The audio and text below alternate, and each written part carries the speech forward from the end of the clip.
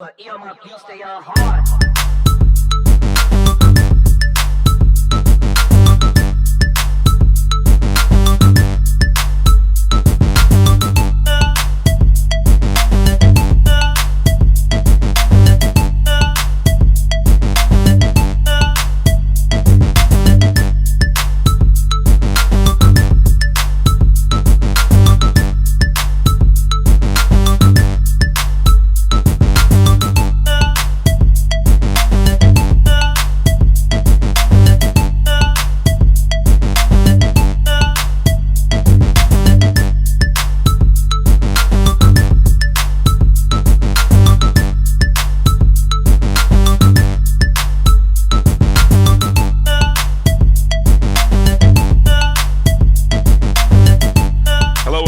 To another edition of the BCSN SportsWrap. Bryan Fulford and A.D. Drew here, and we are going to break down the 2020 NFL Draft from an HBCU football perspective. Drew, how you doing, my man? Doing all right, brother. Good weather this weekend. No storms, no tornadoes. We got all that stuff out the way last week. Good deal. Good to hear. Yeah, we've just been dealing with some heat down here in Florida. We had a couple of days where it rained, but other than that, it's just been some toasty, warm days, and I've been staying inside a lot, keeping myself busy as much as possible. Keeping yourself socially distanced. I know that you're not right there at a beach, but I know people probably have been trying to migrate towards the beach down in your state. I'm ready to go.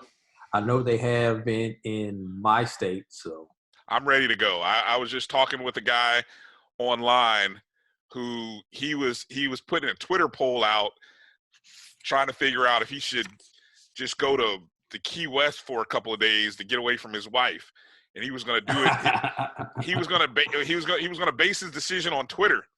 And so I think the overwhelming majority of people were like yes. So I hit no.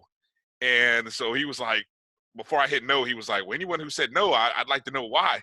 So I hit no, and then I hit him up. I said, what are you doing? Trying to get away from your wife? And so the guy was just looking to travel, for a couple days. His wife didn't like long car rides or whatever. So I was like, yeah, man, you know what? Go for it. I said, as a matter of fact, you gave me a great idea. I need to go ahead and do that. Maybe just go to the beach for the day, just to see the ocean and water. I really don't have to. I don't have to get out the car. Hell, I could just smell the salt water. Just smell the salt water. Park somewhere where I can, see what's going on. I don't know, but anyway, Anyway, we'll see what happens down here in Florida. So I'm just, and the rest of the country, I feel for a lot of people. One thing I got to mention here real quick before we get going. I saw a picture today. Obviously, Georgia opened up. Your state opened up this weekend. I saw a picture of a nail salon, and it was packed. I mean, literally, it was like everybody was in there getting nails done, toes done, and in front of every person were these like shower curtains. In front. Exactly. But everybody had on masks, and there was a shower curtain just enough so that you had your nails underneath the curtain, or you had your toes. And I was looking at this photo, and I'm thinking, what's the purpose of the curtain? Half the time you guys don't know what they're saying about you, the nail techs and everything. And, you don't know what they're saying about you, and you don't talk to them the other time. So, let's keep it real. All right. What's the need of the curtain? Nobody's talking to anybody. Anyway. Just so nobody sprays on anybody. That's because you can't maintain 6 feet distance and do nails. So you've got to have that barrier. Just like when you go to the gas station and they've got the plexiglass there now, and even through the drive-thrus, they've got the plexiglass so they don't get sprayed in the face. Yeah, well, you're not talking to anybody at the nail salon. And the nail person always wore a mask anyway. Anyway, right, exactly. So, anyway, you guys be safe up there in Georgia, AD. You guys running around like it's the Wild West up there, thanks to your governor. We'll be back on shelter in place before Memorial Day. That's my bold prediction. All right, so AD, the 2020 NFL Draft is concluded, and for the HBCU community, I think there's a lot of bewilderment. Although, if you had a chance to listen to our podcast with Damon Talbot from NFLDraftDiamonds.com, who I got to give him props, AD. I don't know if you followed along with him as much as I did on Twitter.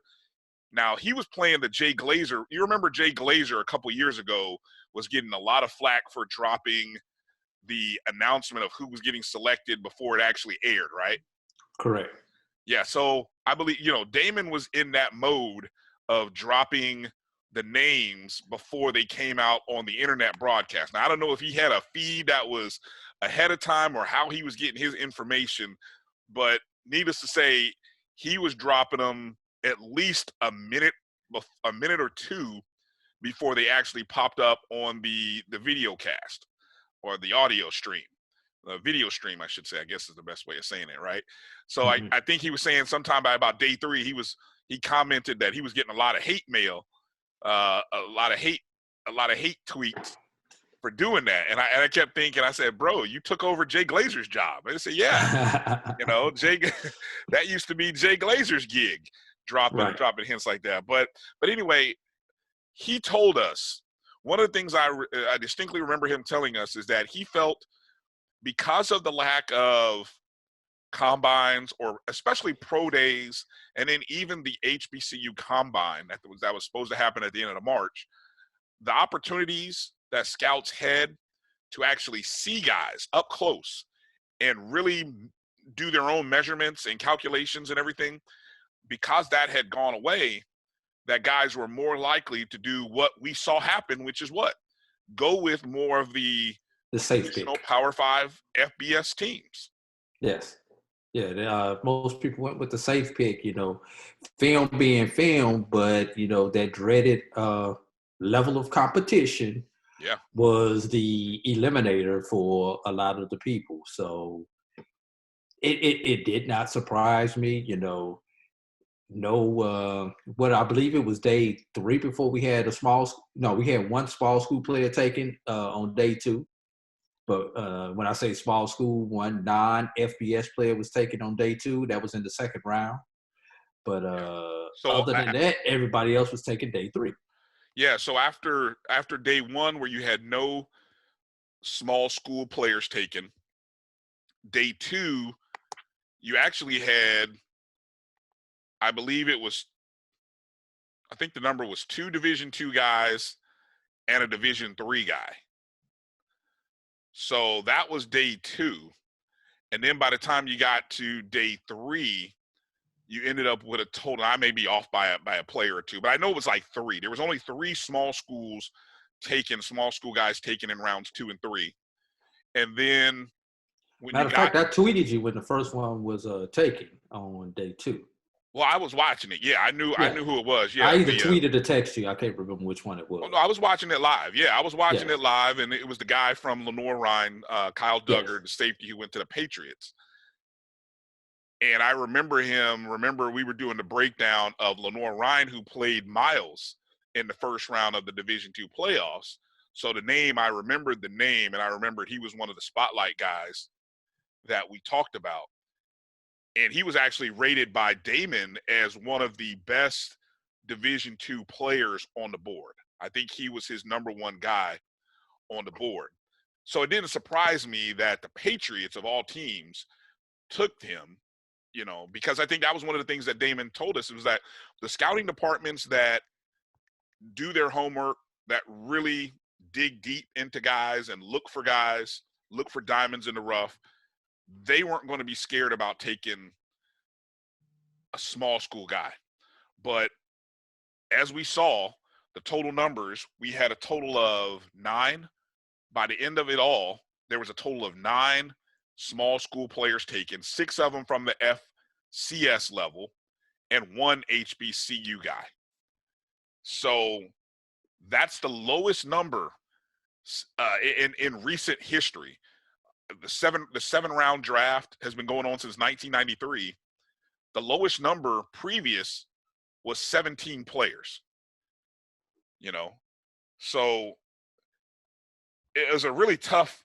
I don't know. It was really tough, kind of watching as it was happening. AD, what were your thoughts as you were watching it? Because for me, I was watching it just in. I shouldn't have been surprised, but I guess I was holding out hope, and that's one of the things I talk about in a column that I'm going to be dropping earlier. I was sort of holding out hope, waiting on these guys, and really hoping that somehow some team would break through. What was describe a little bit your thoughts as much as you were paying attention to it, or as it was happening? Yeah, I was really surprised. And then let me go back to my notes from South Carolina State. Alex Taylor. Yeah, Alex Taylor. That was the one that surprised me. Did not get drafted because he was. I believe he was the only one who went to the National Combine. That went to the NFL Combine. He played in the Senior Bowl. Yep. And still did not get drafted. That was the one that shocked me. And of course, Latavius Simmons out of Tennessee State getting drafted kind of surprised me there also.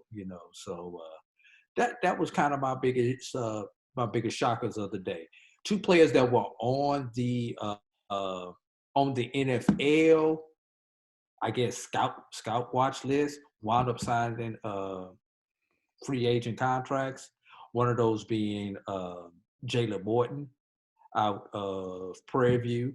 The other one being Chris Rowland, also were two players that were on the off the NFL website that were on their boards who did not get drafted. The only two HBCU players that I saw listed on that board who wound up signing. Really?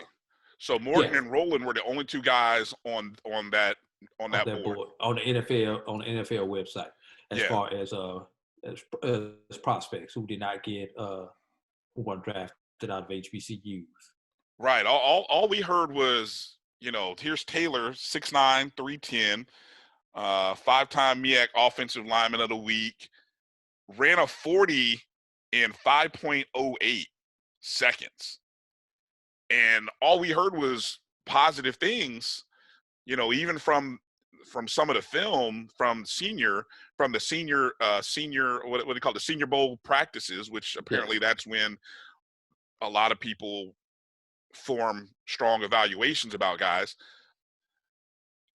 He checked all the positive boxes. So, I mean, there was really no indication that he would not get drafted. And I think one of the things that I tweeted out on the start of day 3, when I started going through the list, and I've got my notes here, I started going through the history of teams that had drafted HBCU guys, teams like the Colts and the Raiders. I mean, the Raiders had drafted an HBCU guy each season the last 3 years. The Colts had drafted an HBCU guy 2 of the last 3 years. And then you had teams like Minnesota going into day 3 who had 13 picks. Miami had 9 picks. Jacksonville had 8 picks. Jacksonville had a need for an offensive tackle. The Giants had 7 picks. None of those teams went out on a limb. And again, I'm putting all that together, thinking, here's a team that if I've got 13 picks now, you think about this. If you're not going to sign, all these guys aren't going to make the roster. Day 3 players rarely make the roster. Yeah. So if you're going to throw a dart at a wall and you got all these extra picks, wouldn't you think that you're throwing a dart at a wall at a small school guy with the thought that, this guy might actually become something? So I was really shocked at what happened. Yeah, but also, Brian, you do have to keep in mind, look at those teams that were with all those multiple picks. Go down the list again of those teams that had multiple picks on day 3. Minnesota had 13. Miami had 9. Jacksonville had 8. And the Giants had 7. Those were the top 4 teams that had the most picks going into rounds 4 through 7. Now, of those teams that you just mentioned, those 4 teams, how many of them made the playoffs, Brian? Yeah, Minnesota. Minnesota. Yeah, Minnesota. Okay, so those teams that tend to make the playoffs, they're going to go with the more established player because they need that. They figure they need that one impact player to get over the hump versus those other teams that are going to be a rebuilding team. So, yeah, I kind of agree with you. You know, those teams that you know they're looking for impact. Those teams are looking for a major impact. Team like Minnesota, they just need roles to fill. They may need an extra gunner on the punt team or something along those lines. Probably a better chance for those teams to get on with a team such as Minnesota than a team like Miami, who's looking totally to rebuild and needs impact players. Well, Miami, I was thinking Miami, here's a team that, you know, everybody's fighting for positions. Miami was so bad, nobody's safe. I mean, whose position is really safe in Miami? Outside I of Tua. nobody. Well, yeah, I mean, outside of the guy they just drafted and maybe the guy who's going to start this year, which is Fitzpatrick. But outside of those two guys, everybody else's position should be up for challenging. So I would think you'd bring in, and so it really, you know, everything we thought we knew, and that's what's so great about the draft. Let's be real. Everything we thought we knew, we didn't know. We didn't know anything. Any assumption other than what Damon told us that kind of came to fruition, and that was a lot of things that you heard the scouts talking about. And you know, the fact that you're not going to beat the drum for a guy that if it comes down to that, and I know he called it, I thought it was a lazy narrative to talk about level of competition. If that's the only thing that you can put into your basket as something against a guy, as holding against a guy, as the level of competition, that's lazy.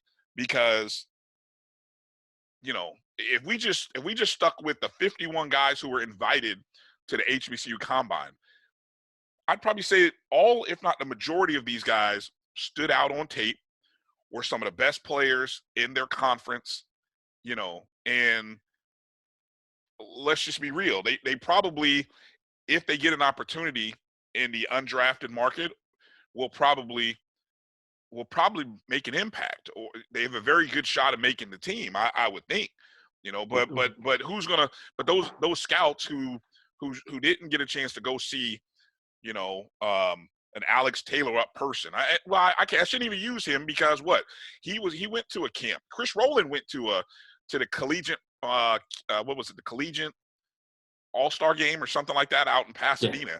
He went to a well-respected bowl. I should probably use somebody else, but Brian, here's the thing: we had 51 players who were invited to the HBCU Combine.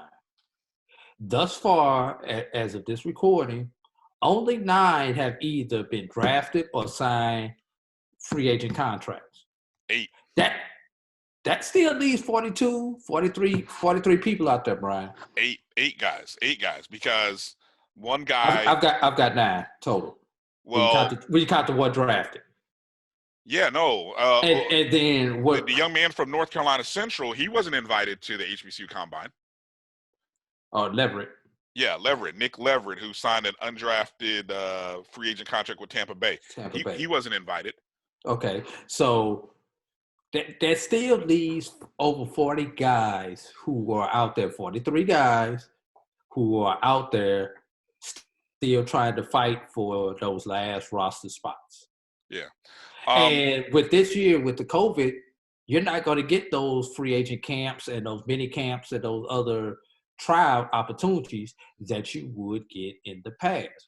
So it's going to be even more on the ages to find creative ways to get these guys to film, to get these guys to go somewhere else and to play ball. And one other thing that I do want to throw out before we keep going with this, Brian.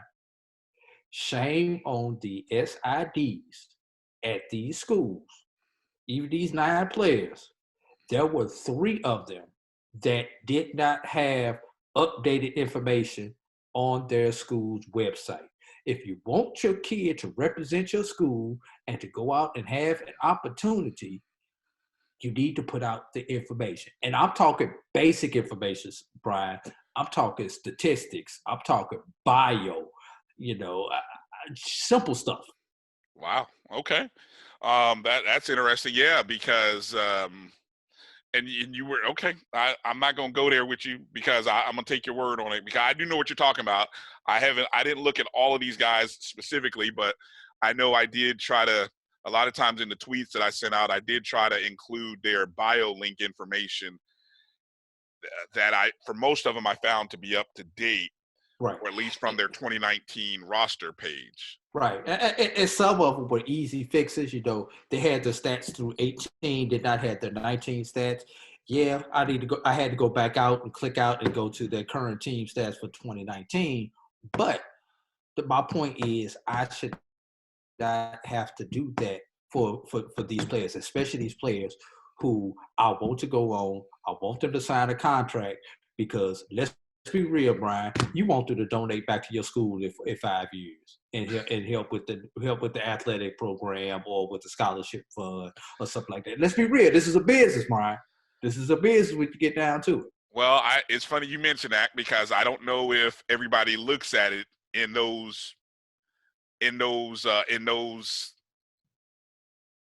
what's the word I'm looking for? In those manners, that light. That lens. Yeah, in that lens. Yeah, because that's a good point that you bring up. It's something that I think is a story or a method of looking at this that really needs to change going forward. Before we go forward, let's mention the guys. All right, let's quickly go through the guys that, as of this recording on Sunday evening, the guys who were drafted, or the young man who was drafted, the guy take the S off, and the other guys who signed undrafted free agent contracts with teams. And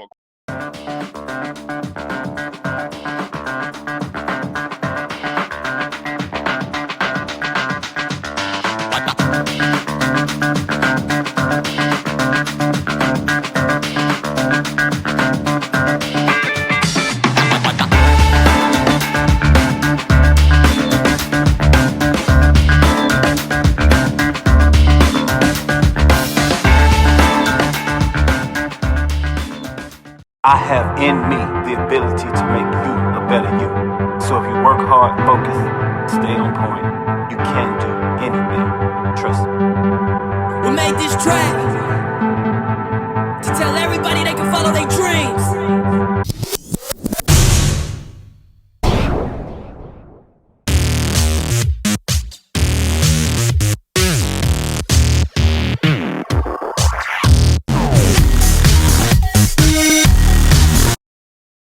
of course, we'll start with Latavius Simmons, the offensive lineman from Tennessee State University, picked up by Chicago with the 227th pick in the draft.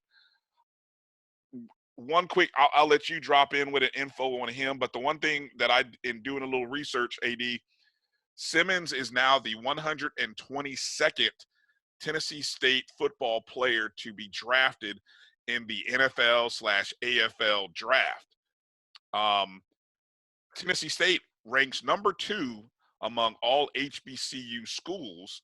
Of course, number 1, you could probably imagine, is Grambling, probably. Grambling, right, with 129. And number 3, any guess who number 3 is? Now, if you saw the tweet, you'll know. I saw it, but I do not remember it, Bryan. It is a SWAC school, if I do remember. Yes, it is. I'm going to go out on a limb and say Jackson State. It is Jackson State with 106. Yeah. So what you found it interesting. We went and looked at the info from the Bears. What was it that the Bears saw that they really liked about Simmons? Simmons is probably going to be a backup. His versatility is probably what led the Bears to draft him. He was a 4-year starter for Tennessee State Tigers. He played both tackle positions and left guard. So you talk about somebody who could play all the positions on the line, at which limited rosters in the NFL. That is crucial. So he could play 4 of the 5 spots, probably suit up at 4 of the 5 spots that you need somebody to suit up for in the NFL as a backup. So he primarily played at left tackle the last couple of years, but he has started at 3 at both left tackle, right tackle, and left guard. Yeah, he's and he's from Selma, Alabama.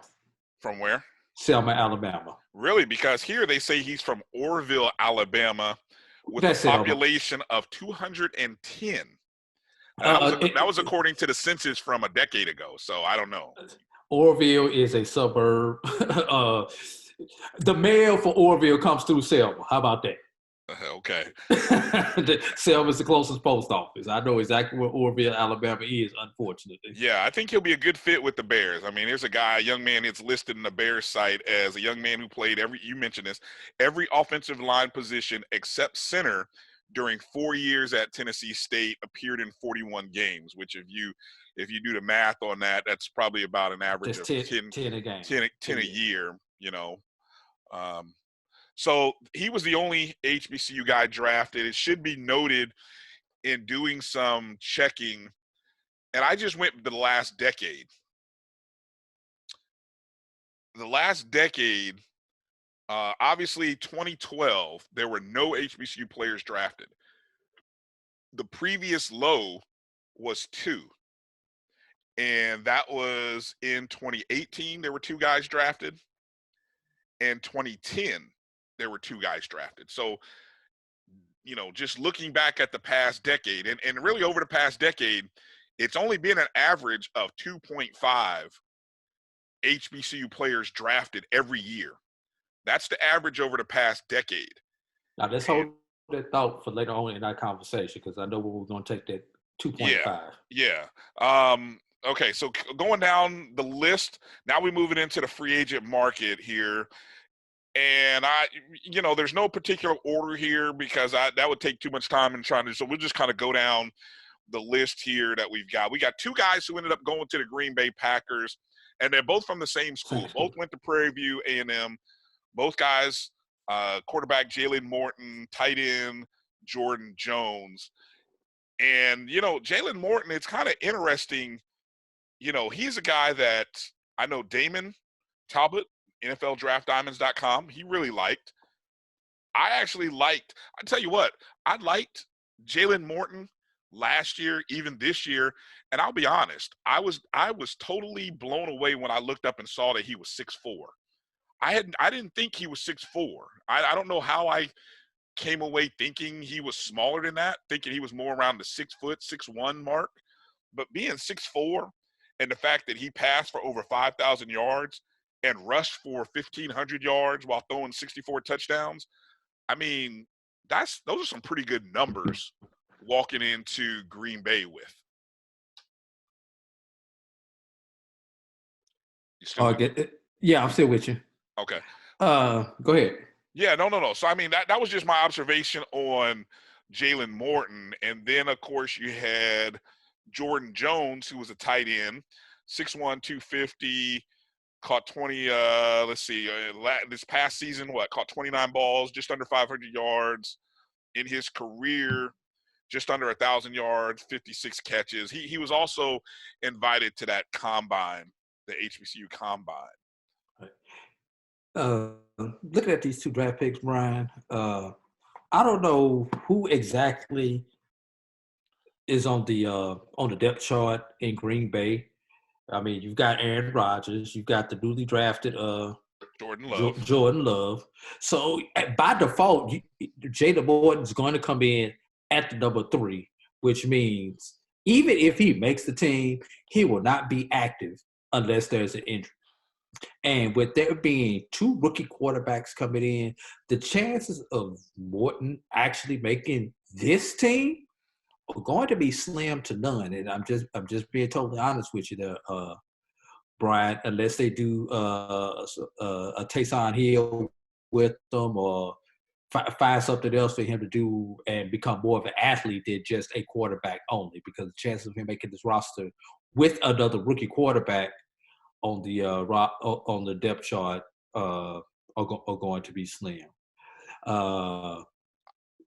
I wanted to, same thing with go ahead. I'm sorry. Jordan Jones. Go ahead. No, go ahead. While you talk about that, I will give you a little bit of tidbit about 300 yards of total offense and 21 total touchdowns. For his career, he passed. He passed for over 5,000 yards, 1,500 rushing yards, and a total of 64 touchdowns. I mentioned that. And okay, my fault. Did we No, talk no. about Jones? Where I wanted to go with it, I thought you were going to bring up something, but I was looking up Jordan Love statistics. I guess I was going to try to do a comparison and just look at Between the Jordan two. Love. Well, because look, Jordan Love is the same size as Jalen Morton, 6'4", 2-something. I don't know what the weight is on Morton. I saw an interesting graphic though. If you go to Jalen Morton's Twitter feed, and I don't have his Twitter handle. Morton's 226. Yeah. There was an interesting comparison between Morton and Cam Newton. I thought it was kind of interesting. If you just look at hand size, wingspan, speed, the 40 time, I don't know what. Look, a lot of people were in love with Jordan Love. And Cam was about an inch taller and a couple pounds heavier, but yeah, you're about right. All I'm saying is, I could see call me weird, I could see a scenario in which Matt LaFleur's got his guys. These are the first two quarterbacks that he drafted. Like all the other quarterbacks in Green Bay were not his. I think just my guy Deshaun Kaiser from Notre Dame was there this past year. And I think I can't think who else is on the depth chart with Rodgers. I think Kaiser was the number 2 guy. So look, Matt LaFleur, if he falls in love with what he sees from Love and Morton, I can see Morton sticking around as a number 3 guy and maybe on a practice squad. Yeah, I can see him as a practice squad player this year. But there's no mini camp. So the thing is, all of these guys, that's the big dynamic about this. Like we said, there's no mini camps. There's no, there's no mini camps. There's no rookie camps. So all of this is up to speculation as to how each team is going to handle, these guys. It'll be real interesting to see. And thank God, and it's going to sound crazy, assuming that the season starts on time. Yeah. Thank God you still have 4 preseason games this year. This is the last year with 4 preseason games. Next year they go down to 3 with the 17 games schedule. This is the one year where you may actually need 4 preseason games. Yes, you're going to need all 4 preseason games because you're not getting those reps over the summer. Let's move on. Let's keep moving. We got to move quickly here. So let's move through the wide receivers that signed undrafted contracts. We've got Chris Rowland, of course, from Tennessee State. And then you've got Manasa Bailey from Morgan State. Obviously, I think we know a lot about Chris Rowland. What about Manasa Bailey? Anything from either two? Anything, 1 or 2 things in particular about these guys that stood out to you, AD? Bailey, 3rd team All-MEAC. He was 3rd in the MEAC in receptions yard, just under 1,000 yards with 10 touchdowns. And on his career, he had 73 receptions for just shy of 1,400 yards and 4 touchdowns. Chris Rowland was just like Mr. Versatility for Tennessee State. Led FCS in all-purpose yards this past year, 2nd in catches. Or do I have that backwards? No, okay. So he was 1st in catches, 104. Okay, 2nd in all-purpose yards. I had it backwards. Yeah, no, actually, by the end of the regular season, in terms of all-purpose yards, I think he was number 1. But that was the regular season because obviously some guys who may have passed him went to the playoffs. Correct. In terms of just receiving yards, he was technically, I believe he was number 1 in receiving yards at the end of the regular season. But, of course, by the time the 2 guys in front of him who went to the playoffs, Rowland ended up being number 3. Correct. And then yards per game. Rowland averaged 119 yards per game, which is still the best average in FCS. Now, say all that, AD, if you took – what was crazy is when I did this research, at one point there were through the 6th round of the NFL, there were 32 wide receivers taken, okay?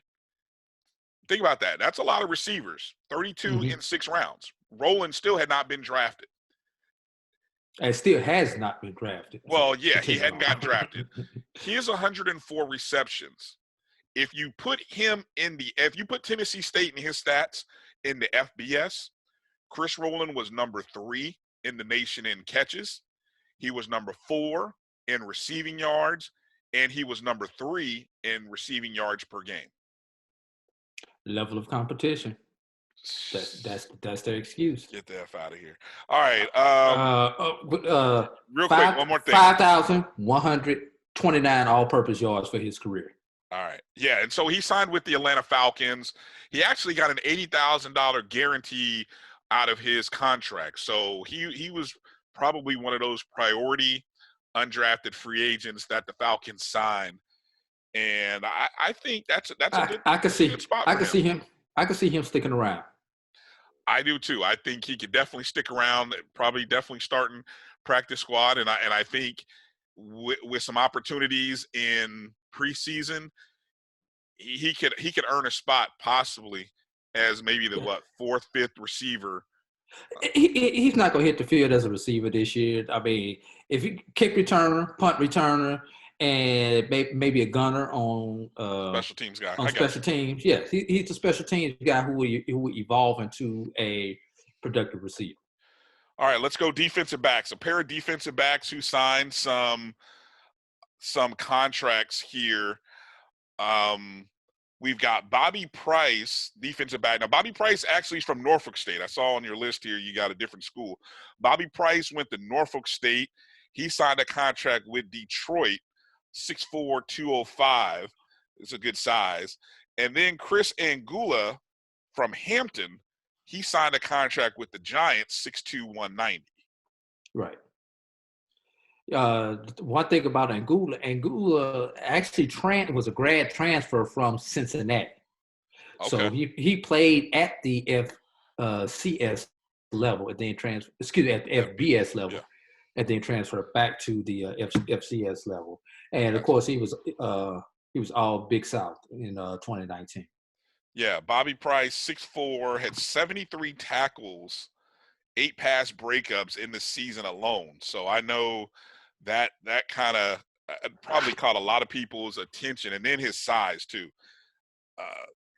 That's Detroit. So that they drafted a lot of people were talking about during the draft how Detroit missed out on the kid from Auburn for their defensive line instead of choosing to go with a defensive back, the kid from Ohio State with the number 3 pick in the draft. Okay, a couple of offensive linemen. We mentioned Mick Leverett from North Carolina Central. He signed a contract with Tampa Bay. He's 6'4", 300. And then, of course, we mentioned Alex Taylor of South Carolina State, the offensive tackle. He ended up signing his free agent contract with Cleveland. Yeah, so both guys, I would imagine Taylor catches on and stays on. I'd be shocked if he didn't make it. Leverett, not too much. Don't know too much about him. You got good notes here. 3-time All-MEAC player. 2 times he was graded as the team's best in blocking. So started every game in his career. That's pretty interesting. So there's a guy who's shown some durability, reliability. And that's, but again, that's a total of 9 guys, AD. 9. Yeah, I mean, and hopefully by the time this airs, we would have had 1 or 2 more that have been signed. But that's only 9. So there are other opportunities that we need to consider. So I've come to this thought and this after watching the events of this weekend, and then when you go back and look at the history, just the recent history, and I think one of the things I'm going to call us HBCU stakeholders, and what I mean by that, you're familiar as a business major, you're familiar with the concept of stakeholders. Those of you who may not be, obviously, we're talking about anyone who's invested in HBCUs or HBCU athletics. So, I mean, everybody from the players, coaches, fans. If you listen to this podcast, you are invested in HBCU supporters, athletics. Right, alumni. You're a stakeholder in the HBCU product. we have to, I think it's time. This was a clear signal. And that's the COVID-19 crisis, the pandemic. It's doing a lot of things that we didn't expect it to do, but it's creating opportunities going forward that I think people have to start paying attention to. And within the prism and this world of athletics, HBCU athletics and football, it really is giving us an opportunity, I think, AD, to really stop looking at the draft, the NFL draft, as something that is for, and I mean for, quote unquote, for HBCU players. Because I don't think it is. I think this past year, I don't know about the total numbers, but I believe the SEC, of the 255 guys that got drafted, I think the SEC ended up with like nearly 70 guys. Oh, yeah, it was LSU, Alabama, and Ohio State and Clemson. They dominated the draft. Yeah, so in the SEC in particular. So, they dominated the first round. They dominated the draft in general. And that's where and if you just looked among Power 5 in general, from the major 5 conferences, what was the percentage that those guys took up? I would imagine probably over 75%. So yes. it clearly has become a case of the haves and the have-nots. And so I think we just have to stop allowing ourselves to be disappointed in this draft experience, because this is not the route I think that an HBCU guy is going to make the most impact for, I don't know, himself, to be honest. I mean, because until some other things change as it relates to visibility and marketability, I think right now the draft is not really set up for small school guys. Statistically, the numbers just don't. I mean, look, the average had been something like 17 to 18 FCS players getting drafted every year. This year there were 6 FCS players, and the average in the past decade had been 17.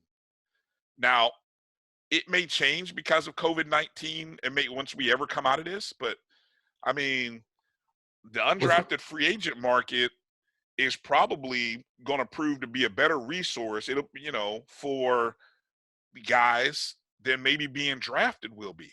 Yeah. The business model is going to have to change, not only for our school, but our mindset as far as our players go. Well, our whole mentality has to change. But when you say the players, I don't necessarily think it's the players' mindset that has to change, because the players are going to chase their dream, and I want those guys to still chase their dream. I don't want to take that away.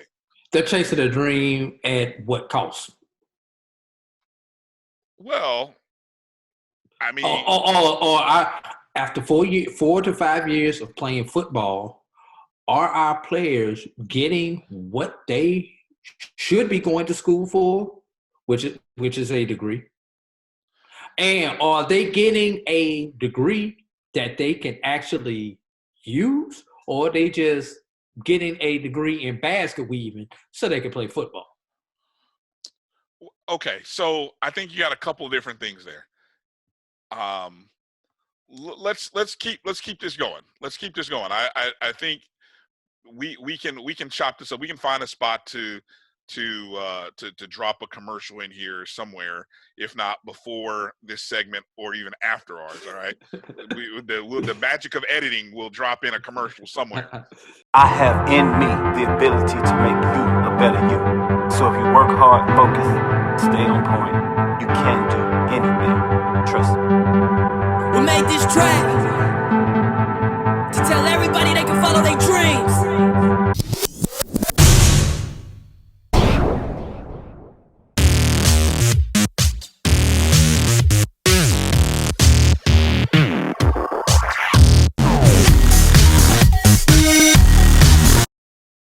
Two things here. One, you're talking about players. I'm going to talk about stakeholders. I'm talking about stakeholders outside of the players, because all right, let's talk stakeholders. Because I think right now what I sensed was this, as I'm following Twitter, this bewilderment and this shock and awe from people who are following along to this draft process. And I'm just thinking, guys, a lot of people, we're holding on to this thing like from 1968 to to 1978, 11 straight years an HBCU player got drafted in the first round. Those days are gone. I mean, there was a brief moment in the mid-'90s where there were 5 straight years. All the talent had to go to HBCUs back then. And if it was not for the AFL, those players still would not have been getting drafted. I'm talking 68 to 78. By the 70s, integration had already started. It had started, but it was not complete. You still had your Jerry Rices coming. Excuse me, Jerry Rices. You still had your Ed Too Tall Jones. You still had your Walter Paytons and people like those. Right, that's the 70s. That's coming out of our HBCUs into the 70s. That really was not that big transition to the 80s where everybody wanted to go to Alabama, Auburn, SC, Texas. And when you think about it, Brian, it really was the advent of when the television contract rules changed, where the networks no longer could control what was on TV and the NCAA could control it. These schools could go and these conferences could go and sign their own contracts. When that happened I believe that was 1984, I believe it was, Brian, somewhere around there, 83, 84, that's when all this started changing, because now I don't have to play for USC just to get on TV anymore. I don't have to play for Penn State just to get on TV anymore. That's why you saw all these independents start going into conferences, except for Notre Dame. Even Notre Dame has a conference affiliation, even though they're quote unquote an independent now, right? Because they were chasing TV money, right? With the advent of the internet, and I know we're probably going somewhere totally that we did not plan to go on this, but with the advent of the internet and other things, that is not as important as it once was, because we have more than 3 networks now. You don't have your ABC, NBC, and CBS doing college football anymore. But you have all your Foxes. Right, but the business model has loaded so much money into the conferences' pockets, into the schools, that they are able to spend money. And let's be real, some of them are probably dropping dollars in the pockets of whether it be coaches, parents, handlers, to get these guys. I mean, I just had a friend telling me a story about one SEC school that pays a guy $100,000 just to get guys to come on campus. His sole job is to get guys to come onto this school's campus. He makes a salary of $100,000. Do HBCU guys? I mean, you know what I'm saying? How do you compete with that? You can't compete with that. You know, I mean, you know what I'm saying?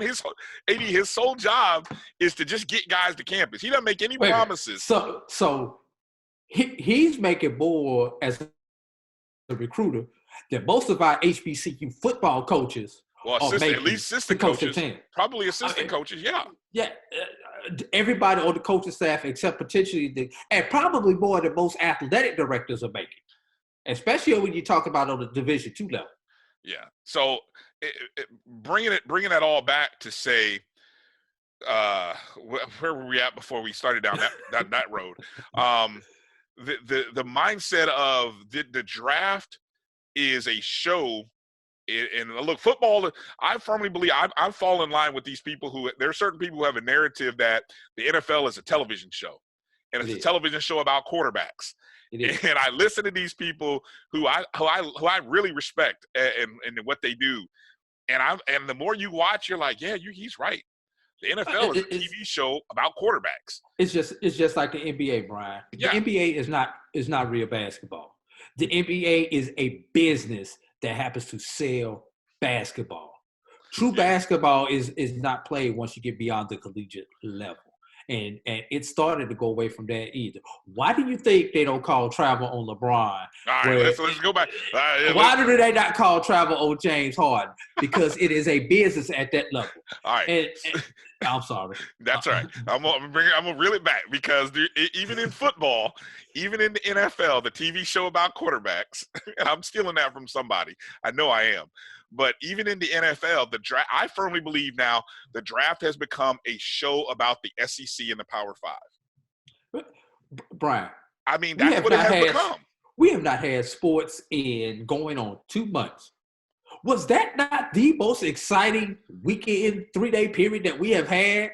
It was. But what I'm saying is for HBCU stakeholders, it was the most depressing weekend because we have gotten into this mode it's of no hope. worse. We have it's to no stop worse selling than, hope. We have to it's no stop worse than selling the MEAC hope. team and the SWAC team playing each other in Dayton, Ohio in the first 4. Right. We have to stop. We have to stop selling hope. Now, and I say stop selling hope. We have to stop selling hope to a fan base that wants to see the guys that we've watched and the guys who have excelled, the guys who have been the all conference guys, the all F's. I mean, think about how many guys appear on the all FCS list. I mean, the numbers aren't great. I mean, there's very few. And what happens every time they don't show up on these lists? Oh, you guys in the national media, you ignore so and so and so because you're biased against FBS or HBCUs. You're mad that the HBCUs pulled out and they've got their own bowl thing and they're not playing in your playoffs. So of course you're not going to rank them in the top 20. So we've got these things going on within the HBCU football community, and as stakeholders, it's time to stop hoping and really promoting and really being concerned and really focused in on what we have, Brian, which is a good, strong product. But this comes down to one thing, Brian. It comes down to money. When you take the student activity fee out of the HBCU athletic budget, student activity fee usually accounts for about 75% of the athletic budget for any particular Who's taking that out? What are you? No, what I'm getting to is we're not comparing the same thing, because those schools, those other FCS schools, they have money coming in that unfortunately us as HBCUs do not have. If it was not for our student athletic fee, there would be no HBCU sports, Brian.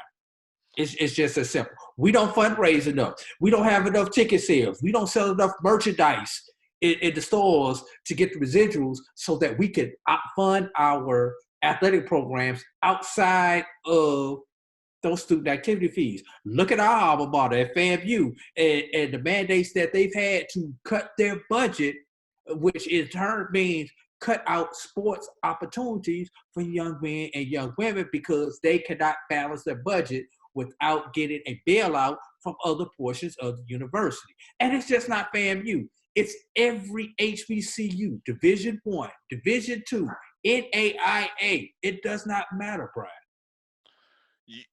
Okay, you brought up those are solid points. I hear what you're saying about the financial we don't compete. Impacts. Right. Our business model has to change. The business model has to change, but it has to start with the mindset. The mindset has to change, and that's what I'm trying to get at first. We've got to change. What are we preparing our athletes for? What are we preparing them for? What are we preparing them for? Well, okay, so we're going down that path. You're going down where. So yeah, that's what I'm saying. What does Harvard do? We have to start preparing our guys of understanding. Look, go ahead with what you're saying, because I'm going to find a great quote that I saw a tweet this morning from a coach. I'm going to let you go ahead and have it. Have what you're saying. Go ahead and say it. We were talking about this earlier. The Ivy League does what they do so good. They have their traditions. They have their rivalries. They play their games, but they prepare their players for the boardroom, whether they prepare them for the athletic gridiron or athletics. We are so hell bent on this being our easy way out, our get rich quick, our whatever, that we are disappointed when we do not get that contract. Shoot, that job offer for $80,000 or $100,000 that you may get from an IBM or some engineering company should be just as important of a goal as it is chasing your dream. I'm not saying don't chase your dream, Brian. I would never tell somebody not to chase their dream, because God gave each and one of us a talent, and whatever you can do to monetize your talent, you need to do it. Be it music, be it science, be it football, be it basketball, you need to find a way to monetize your talent. But you need a sense of reality. Chasing your dream is one thing. Paying the bills is something else. So I feel like not just all of us need to be involved in getting that message across. Here's a great tweet from A great? a great tweet. Say that 5 times fast. From Coach Milstead of Rod Milstead of Delaware State, I believe. He sent this tweet out this morning, and I could not agree more. He said, in bold letters, "Attention college football players. The past 3 days should be a wake-up call that you need, in all caps, to get your degree. There are a lot of sad, dejected young men this morning. Get your degree so you can be an all-pro citizen. Hashtag trust the process." I couldn't agree more. I think every coach who isn't tweeting that, texting that to his players is letting himself down. Every athletic administration should be thinking about how they can help their football program be set up in those young men, because those young men, football is the gateway to help get people to see your university, right? We understand. Yeah. We've talked about that. We know the importance, right? And the HBCU, so much of the HBCU culture is wrapped up in football games because of the band atmosphere and the homecoming games and blah, blah, blah, right? Right. There's a reason why the SWAC leads FCS in attendance every year. There's a reason why the SIAC leads the Division II in attendance, and the CIAA and BAC are right there in the top conferences in their respective divisions. There's a reason why. Right. So every athletic administration, every administrator should be thinking of ways to say, look, if our guys aren't going to get an opportunity in this league where there's only 32 teams rostering anywhere from 53 to 90, we did the math. What is 1,600 positions available? Yeah, almost 1,700. 1,700 positions available. If our guys aren't getting included in what's the percent? Less than 3%? How many? 1.96 was less the than number. 2% of the 1,700 is made up of HBCU guys, right? Yeah. So what that's saying is all those other draft eligible guys, where are they at? I mean, if they're not in the CFL, then they're done. Their playing career is over. So athletic departments should be thinking of ways to say, hey, finish your degree. After you're done chasing your dream, let's find a way to get you into a master's program. Let's figure out a way to get you into a secondary degree program somewhere within maybe the HBCU environment of maybe another school, because we know that getting secondary degrees mean what? More money. Mean more money and help you, so that when you leave and go back to your communities, wherever you're from, you know, you mentioned we said the young man was from Orrville, Selma, Alabama.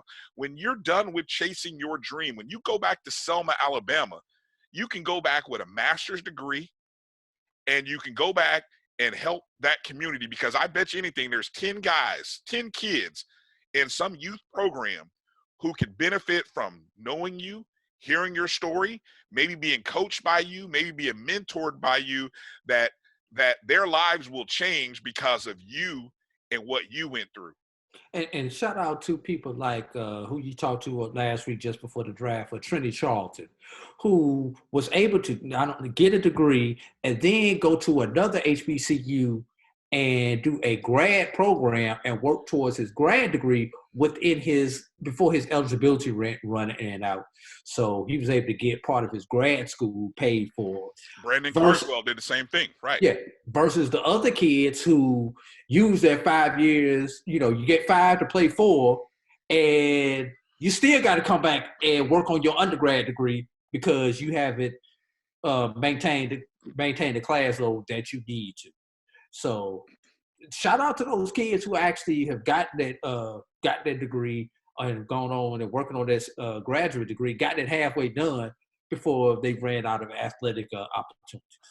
Right. And so I think one of the things that, excuse me, AD, one of the things that you and I have got to be vigilant about is going forward is having these conversations with people to come out of this and say, hey, let's not be disappointed. Let's not just send tweets out about how disappointed we are in the process in the NFL, and let's not, hey, the scouts didn't go see us and COVID-19 did that. Look, there are a lot of people have been affected, and a lot of norms have been altered because of this COVID-19 pandemic.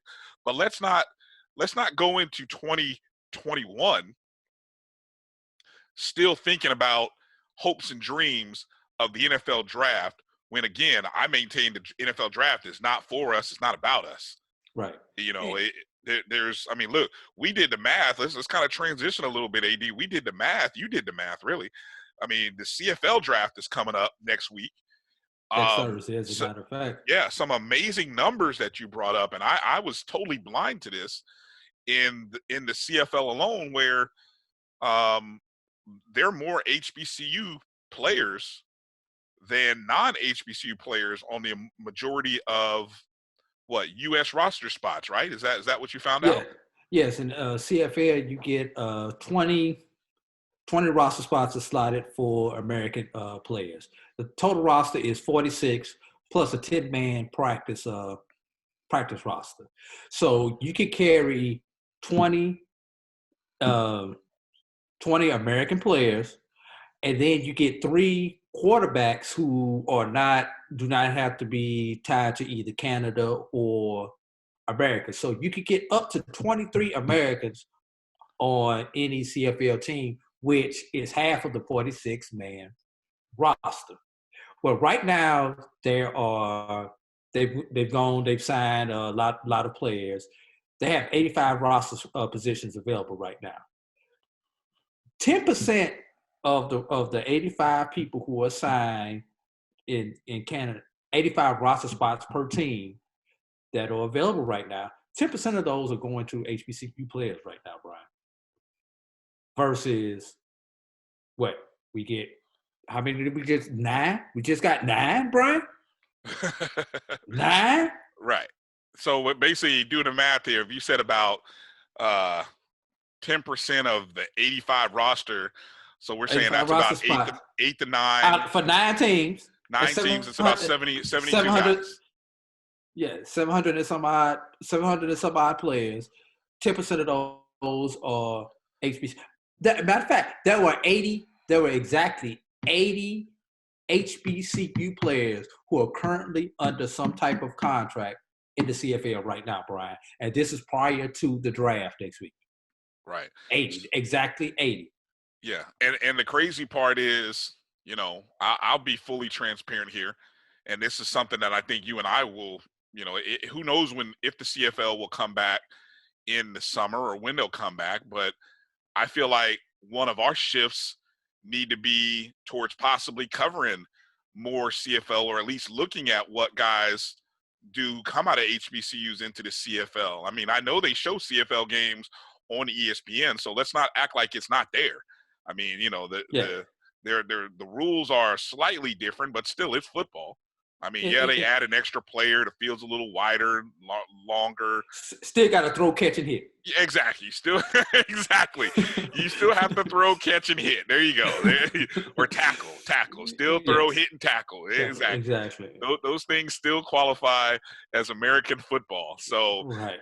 We those things still exist, and that's where guys are going, and they're making good money. And until I had a cousin who played 6 years in Canada after he played 4 years in the NFL.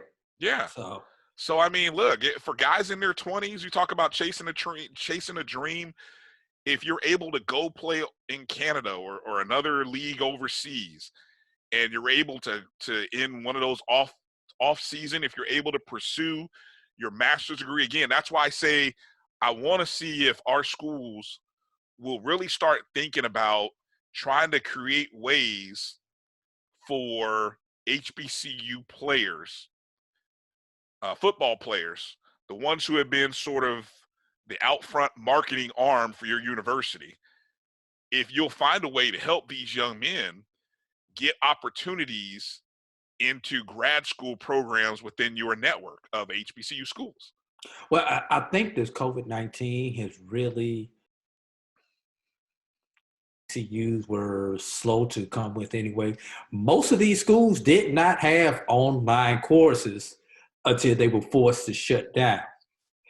I hope that they continue to offer online courses, especially on the graduate level. Once we come out of this, and you allow for students to get back on campus, so that these kids who do leave early or leave and go on and pursue pro careers in Canada, for instance, they can still work on their grad degree, because best case scenario, they're going to be 30, 32, maximum 35 years old, and they're still going to have half their lives remaining. They're going to need that degree sooner or later. You're not going to make enough money. And even if you do make that kind of money, you still need to do something for the next 20 to 30 years of your life before you can get to the real retirement age, not sports retirement age. Yeah. I think we've covered a lot. We talked about a lot. I think we hope that I personally hope that if you listen to this, maybe within your own mind, you'll maybe rethink and join me in my personal crusade to change the way we think about the draft and think about it in different terms. I mean, look, we can all be NFL fans and see it for what it is. We can still hope, but let's not put so many pennies in that bucket of hope, because I think we can control so much more of the story that's written about us if we really take a vested interest in how we talk about it, how we think about it, how we talk to young aspiring football players about it. But it's got to start somewhere, and I think Brian, we got to get through. Go ahead, AD. Yeah. Once again, staying with the COVID-19 theory, you know how everybody's mindset has shifted from realizing what truly essential workers are. You know, the grocery store person, the gas store clerk, the doctors, the nurses, and things like that. Yeah. Well, same thing needs to happen with football. We need to have that same mindset and respect that this kid who grew up on my block, no, he did not go to University of Alabama. He did not go to the University of Georgia, University of Florida, Texas, or whatever. But that does not diminish his career. That does not diminish his accolades for what he has done and what he has contributed to the game of football for his university. What he did for his university was just as important as somebody who attended a Power 5 school. But we still need to give him his kudos, just like we give the grocery store worker now their kudos, the gas station attendant, the doctors, the doctors, the nurses, and all the other people who are putting their lives on the line to serve us during this COVID-19 situation, Brian. All right, well said, AD. So we're gonna leave it at that. Continue to check with us on the webpage, on the website at MyBCSN1 to follow along as we see new updated undrafted free agent signings. We'll make sure to tweet that out. I think we'll also I know I wrote a column, an opinion article. We'll try to get that posted up so it'll at least drop on, it'll be up by the time you watch this. And I hope you read it and, feel free to share your thoughts and comments with me on it. And then, AD, I guess we'll start paying attention to the CFL draft, and we'll kind of pay attention to see whether any guys get drafted there. When does the CFL draft starts? When again? It's on Thursday. I do not have the time in front of me on that, Brian, but I do know it's on the 30th, which is Thursday. Okay, so Thursday, April 30th. Yes. And it's just a one-day draft, right? It's not like 3 days. No, it's 1 day. It is 8 rounds. It's 9 teams. So there will be 73 players picked this year. That's 72 plus there's a couple of compensatory picks in there, and a couple of teams have lost their picks due to supplemental drafts. I know somebody picked up Johnny Manziel, so they lost their pick, even though Johnny Manziel's not playing anymore. But we're gonna that's a story for somebody else's podcast. Can you imagine? What a wasted draft pick. It's like, damn it, man. We lost the draft pick because we picked up Johnny Manziel. Yes. That's bad. Pop quiz. Do you know who won the Grey Cup last year, which is Canada's the CFL Super Bowl? Hamilton. Are you guessing or do you know? No, I'm guessing. Oh, okay. No, it wasn't. It wasn't Hamilton. Oh, okay. It was Winnipeg. Okay. I would have said Calgary would have been my second choice. I don't even know where they finished at. Winnipeg standings. Blue Bombers. Yes. Yeah. So okay, we will drop that later. This podcast will drop up. We're gonna get out of here. Good discussion, AD. It's been fun. Yeah, good discussion. Enjoy you. Anyone out there watching or listening, feel free to contact us. We'd love to hear your thoughts. Anything you heard today, you can hit up Drew at BCSN Drew. You can hit me up at DRB365. Of course, going to watch The Last Dance, Brian. Yeah, time to go watch The Last Dance as we're recording this. I've already seen. I have to share with you. I've already seen episodes 3 and 4. Just gonna drop that out there. So, but anyway, it's good stuff. But anyway, that's gonna do it for this. AD Drew, that's him. Bryan Fulford, that's me, and we appreciate you tuning in and watching the BCSN SportsWrap on the Black College Sports Network. Peace out. But you stay hard.